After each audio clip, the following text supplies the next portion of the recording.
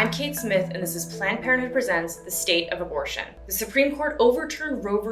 Wade, ending the constitutional right to abortion. That decision has sparked confusion and chaos as patients have attempted to navigate a rapidly changing legal landscape. That's where I come in. Each week, I'm going to show you the impact of overturning Roe v. Wade by giving you on-the-ground reports of the latest laws and legal fights that we're seeing happen in the states. But in this weekly series, I'm not here to tell you how to feel. I'm here to keep you informed so you could decide for yourself. To start the series, let's back up. Up until last month, two Supreme Court cases laid the legal framework for abortion access: Roe v. Wade and Planned Parenthood v. Casey. In 1973, Roe blocked states from banning abortion, and in Planned Parenthood v. Casey in 1992, the court said that states couldn't place an undue burden on patients seeking an abortion. But last month, the Supreme Court's decision in Dobbs v.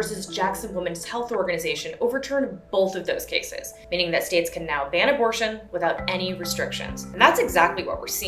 Laws are rapidly changing. More than 10 states have already banned abortion. Now, there are two factors that are allowing lawmakers to move so quickly. The first are trigger bans. These were laws that were passed over the years that acknowledged that Roe v. Wade was the law of the land, but said that in its overturn, abortion would almost automatically become illegal in the state. Other states are looking to resurrect pre-Roe abortion bans. Earlier this month, the Texas Supreme Court allowed the state to implement a 1925 abortion ban. And in West Virginia, politicians are trying to implement an abortion ban from the late 1800s, though they have not been successful yet. And for as many abortion bans that are going into effect, there are nearly as many lawsuits. Despite the absence of Roe, attorneys attempting to block state abortion bans argue that state constitutions actually protect abortion access. And in other cases, attorneys argue that abortion bans that are currently on the books, they're too vague to actually enforce. But we're expecting even more abortion bans in the coming weeks as states head into special sessions that were specifically called to discuss abortion laws. But many states are going in the opposite direction, ensuring that access to abortion is protected. Michigan Governor Gretchen Whitmer signed an executive order that refuses to extradite patients who seek abortion services in her state. And in Massachusetts, lawmakers are pushing forward on a $15 million budget allocation that would go towards reproductive care. At Planned Parenthood, we're expecting approximately half the states will ban abortion, but how they get there will be different,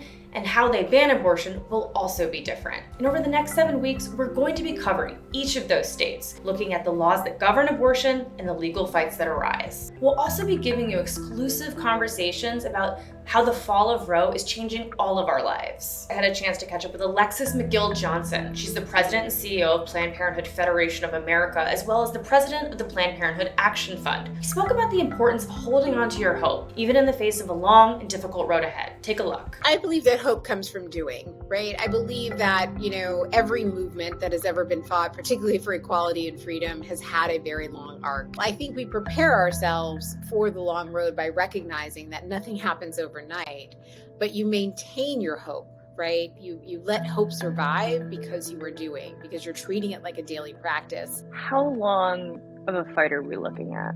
It certainly may be more than a generation, honestly, Kate. When you think about the fight for freedom, it's hard to put a time bound on it. For more of that interview, as well as more information about the state of abortion across America, head to www.stateofabortion.org. See you next week.